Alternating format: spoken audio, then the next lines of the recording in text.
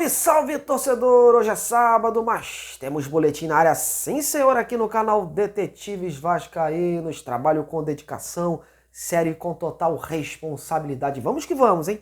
Trazendo aí o melhor do noticiário Cruz Maltino para você. E antes da gente prosseguir, não esqueça daquela moral de sempre, né? O seu like, seu apoio, sua inscrição, compartilhando os nossos vídeos nas redes sociais, em seus grupos de zap, convidando mais inscritos a se associarem e a fortalecerem este trabalho.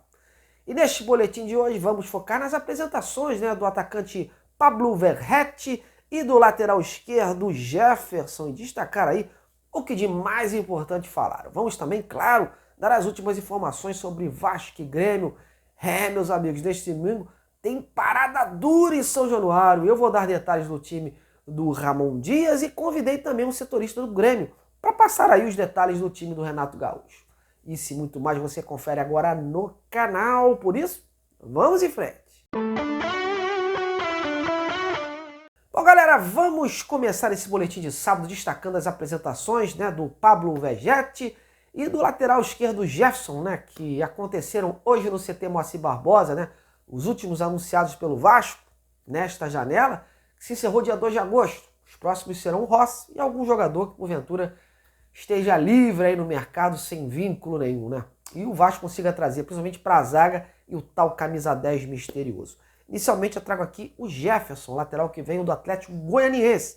Apresentação rápida, sucinta, sem a dimensão que foi a do Gringo, né? E de tudo que ele falou, o mais importante foi saber como ele encarava essa disputa pela titularidade com o Lucas Piton. Até porque ele veio com status de compor elenco. E para o Jefferson não tem nada definido. Ele vai encarar essa chance com unhas e dentes. Confira aí. Eu acho que vai ser uma disputa sadia, porque eu acho que eu sou merecedor também de estar aqui no Vasco. Portanto, eu respeito também muito o Piton, respeito o trabalho, mas acho que no dia a dia, eu fazendo o meu, igual eu falei, eu vou agarrar essa oportunidade, que acho que é a oportunidade da minha vida, de estar num clube grande, que é o Vasco. Então, a disputa vai ser sadia, vai ser boa, mas com certeza eu vou buscar a titularidade, buscar jogar e ajudar o Vasco. Bom, e agora chegou a hora do Gringo, do atacante Pablo Verratti. Antes de iniciar a coletiva, né, o Paulo Brax deixou claro que ele veio para substituir o Pedro Raul, que tinha todo o status de titular da equipe, deixando no ar aí que o clube não deve mais buscar, né, algum grande nome para esse setor aí. Muito se falava aí no Diego Costa. O Brax, inclusive, confirmou que o jogador veio por empréstimo, mas seria um empréstimo que poderia ser tratado como compra direta, pois ficou assim estabelecida uma obrigação de compra através de um cumprimento simples, de uma meta simples, né? E que, segundo o diretor, deve ser atingido pelo jogador sem problemas.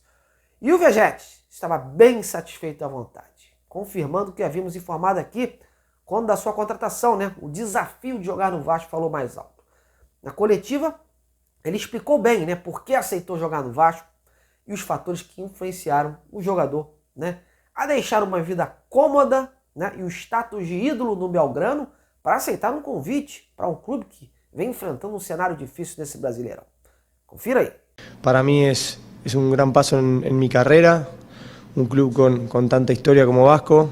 Si bien hoy está pasando un momento deportivo en cuanto a puntos que no es el mejor, pero me gusta aceptar los desafíos y por eso vine aquí a aportar desde mi lugar todo lo mejor, desde el lugar que me toque para sacar al club del lugar donde está y llevarlo a donde merece estar, ¿no? Hacía mucho tiempo que estaba en el club, estaba muy cómodo, mi familia estaba muy cómoda, pero a veces uno siente internamente que es necesario salir de ese lugar de confort, de comodidad, para seguir creciendo. No quiero decir que en Belgrano no lo iba a hacer porque me dieron todo. La verdad que no me faltó nada, me hicieron crecer como persona, como jugador, pero bueno, personalmente, familiarmente, internamente necesitaba dar un paso adelante, un cambio en mi vida, en mi carrera, para seguir creciendo no solo como jugador, sino como persona. Pois é, e agora a gente vai focar no jogo deste domingo às 16 horas em São Januário, diante do Grêmio, que hoje é o quarto colocado. Jogo esse sem torcida, por sinal, né? Bom, pelo lado do Vasco, o técnico Ramon Dias novamente realizou uma semana intensa de treinamentos e fez diversos testes da equipe. Mudou peças, recolocou, mudou esquema, retrocedeu, enfim, Ramon segue tentando encontrar a melhor forma de escalar sua equipe na tentativa de reverter o panorama, que é triste, né? O time hoje é lanterna do campeonato, está mais ou menos aí mais de 6 pontos de diferença do primeiro time fora da zona, portanto vai precisar aí de uma arrancada, de uma boa sequência de vitórias pela frente para poder respirar no campeonato. E dentre as mudanças feitas, uma foi na zaga, testando o Robson Bambu no lugar do Miranda, embora o treinador esteja gostando do zagueiro revelado no Vasco. E a outra foi a entrada do Orediano na vaga do Jair. O Orediano, que agradou o treinador, né? Já que ele entrou diante do Corinthians e conseguiu fazer algumas jogadas interessantes e ajudar lá no ataque, o poderio, né, de ataque do Vasco.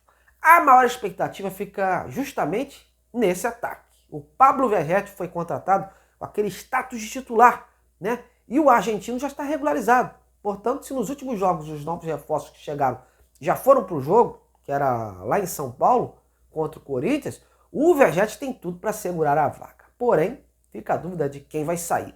Se ele mantém o Sebastião Ferreira, né, ao seu lado, ou o Figueiredo, que atuaria ao lado do paraguaio inicialmente. Dessa forma, uma provável escalação que se desenha seria o Léo Jardim no gol. Aí a formação de 3 zagueiros, né, o Miranda ou o Bambu, Capasso e Léo.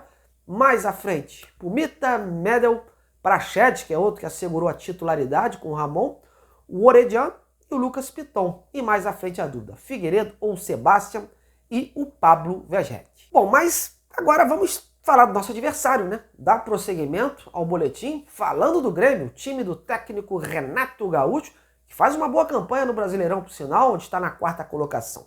Vem conseguindo bons resultados, né? E chegou ao Rio esta tarde, com algumas novidades na delegação e com a presença certa do uruguaio Luizito Soares no comando do ataque. Bom, mas quem vai dar todo o panorama sobre o Grêmio é meu amigo e repórter da Rádio Bandeirantes Porto Alegre, o Caliel Fernandes. Caliel, como o Grêmio chega para esse duelo, meu amigo? O Grêmio desembarcou no Rio de Janeiro por volta das 4h30 da tarde deste sábado. Na delegação, algumas novidades para a partida deste domingo contra o Vasco da Gama pelo Campeonato Brasileiro. O atacante Lucas Bessosi, que foi contratado por empréstimo junto ao Lanús da Argentina, está relacionado, porém, a tendência é que inicie no banco de reservas e seja aproveitado na segunda etapa da partida. Outra novidade é a presença do goleiro Kaique, ele que foi contratado até o final do ano, contratado em definitivo junto ao Ipiranga de Erechim, ele está relacionado e será suplente, com Gabriel Grando sendo o goleiro titular. Ainda em relação ao goleiro, o Kaique ele foi contratado pela direção para suprir a saída do Breno, que está indo para o Bari da Itália. Negociação, inclusive, deverá ser concluída ao longo da próxima semana. Em contrapartida, se o Grêmio tem algumas novidades no sentido de reforços que ficarão à disposição para a partida contra o Vasco, o zagueiro Pedro Jeromel, que até tinha a expectativa de ficar à disposição, ele que está trabalhando normalmente, Jeromel não foi relacionado para o jogo. Ele permaneceu em Porto Alegre e, conforme a assessoria do Grêmio, existe uma tendência de que ele volte a atuar, ou pelo menos que esteja à disposição, na próxima rodada do Brasileirão contra o Fluminense. O Jeromel, para que se tenha em mente, ele não atua desde o final do ano passado, ainda quando o Grêmio disputava a Série B do Campeonato Brasileiro. Uma provável escalação do Grêmio para o duelo contra o Cruz Maltino tem Gabriel Grando, João Pedro como lateral direito, Gustavo Martins, Bruno Vini e também Bruno Alves, com o Reinaldo completando o sistema defensivo como o lateral / ala esquerdo. Dupla de volantes com Vijaçante e Felipe Carbajo. Natan deverá ser o substituto do Cristaldo, que permanece lesionado e não tinha uma expectativa dele retornar contra o Vasco, então o Natan deverá seguir na equipe titular, assim como ocorreu contra o Goiás, com Bitelo e Luizito Soares, que está mais do que confirmado na equipe titular. Com as informações do Grêmio, falou direto aqui de Porto Alegre, da Rádio Bandeirantes, o repórter Caliel Dornelles. Muito obrigado ao Caliel, né? Partida difícil, tomara que o Ramon Dias tenha conseguido, né, ter uma semana proveitosa e consiga colocar em campo uma equipe que entre errando o mínimo possível, né? Pois o Vasco precisa desesperadamente dessa vitória. É tudo ou nada, é vencer ou vencer. Bom, meus amigos, mudando rapidamente do assunto, né, sobre a situação do Vieto, que muita gente pergunta, tudo na mesma, nenhuma novidade, nenhum aceite de proposta, como já vi alguns canais e perfis postando aí, por aí, né? E o panorama é aquele de estudar o melhor projeto oferecido em relação aos clubes da Europa, né? Mais precisamente da Espanha, onde o jogador reside atualmente com a sua família.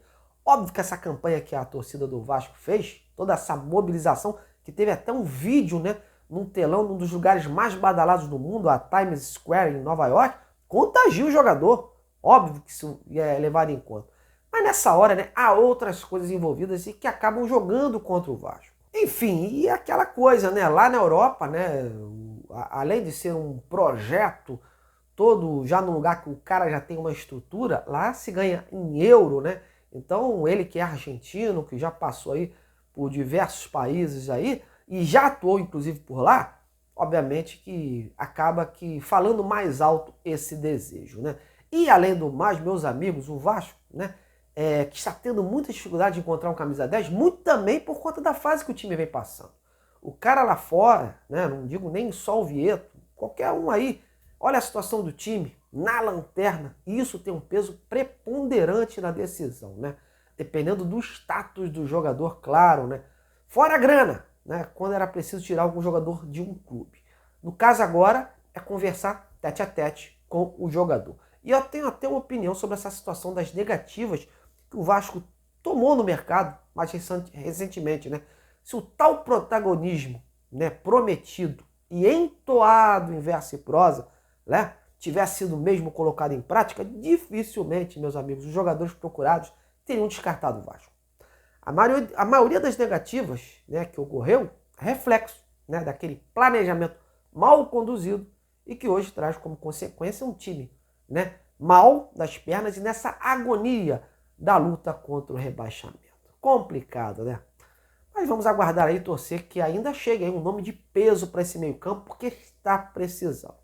Só esses jogadores que o Vasco trouxe não dá. Bom, amigos, estou indo nessa. Espero que vocês tenham gostado desse boletim enxutinho, informativo, toque rápido para você. Em breve estou de volta aí, torcendo aí para que o Vasco consiga aí um bom resultado neste domingo e a gente possa voltar aqui, né, com um ânimo mais renovado. Um grande abraço a todos e até a próxima.